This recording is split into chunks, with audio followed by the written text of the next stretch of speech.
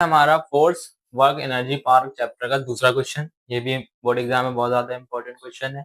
ये हमारे कैसे पूछा जाता है एग्जाम में कि इस एक यूनिफॉर्म मीटर स्केल है जो कि बैलेंस करा गया है 70 सेंटीमीटर, यानी कि बैलेंस का मतलब है जो उसका फलक्रम है वो 70 सेंटीमीटर पे है।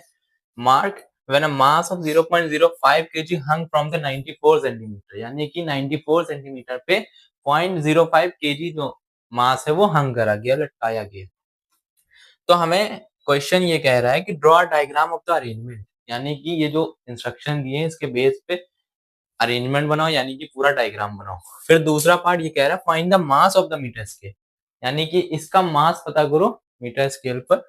ठीक है, तो इसमें करना क्या है देखो कि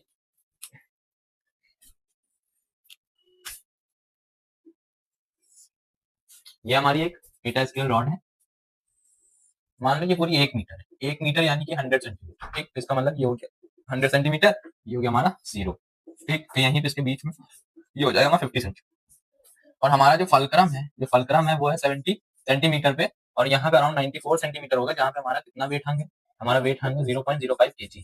ठीक, तो हमें निकालना क्या है, हमें निकालना है, ये तो हो गया डायग्राम अरेंजमेंट। अब हमें निकालना है mass of the metre scale, यानी कि कितना मास जो है मीटर स्केल पे लग रहा है। तो हमारा जो सेंटर ऑफ मास होगा चिप है, तो हम यहाँ पे पता करेंगे। तो इसका मतलब ये हुआ कि यहाँ पे कितना मास है हमें नहीं पता, तो हम इसको लेट करेंगे मास को m।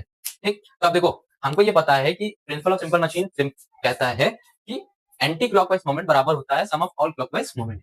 तो एंटी क्लॉकवाइज मोमेंट क्या है, तो क्लॉकवाइज मोमेंट ये इधर की साइड झुक रहा है, यानी कि क्लॉकवाइज मोमेंट हो गया, और ये एंटी क्लॉकवाइज मोमेंट हो गया। ठीक, तो अब हम इसको क्या करेंगे, अब हम इसको करेंगे, यहाँ पे हम लेट करेंगे मास हमें पता नहीं है, और डिस्टेंस यहाँ से यहाँ तक की ना इतनी डिस्टेंस हमें चाहिए। तो हम 70 में से 50 को क्या कर देंगे माइनस, इक्वल्स टू, इसमें क्या है, इसमें हमारी डिस्टेंस हमें इतनी चाहिए, तो 94 में से हमें किसको माइनस करना है, 94 में से हमें माइनस करना है 70 को। इट मींस यहाँ पे मास कितना है 0.05 kg।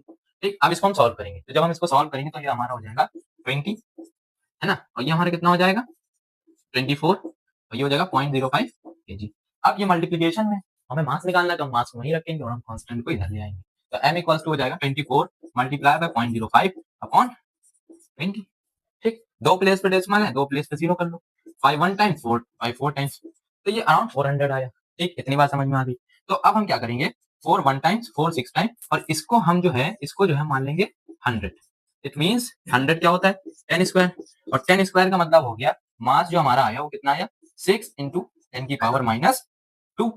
हमने इनवर्स कर दिया, है ना, तो ये हो जाएगा हमारा 0.06 kg। ये हमारा मास जो है यहाँ पे हंग है।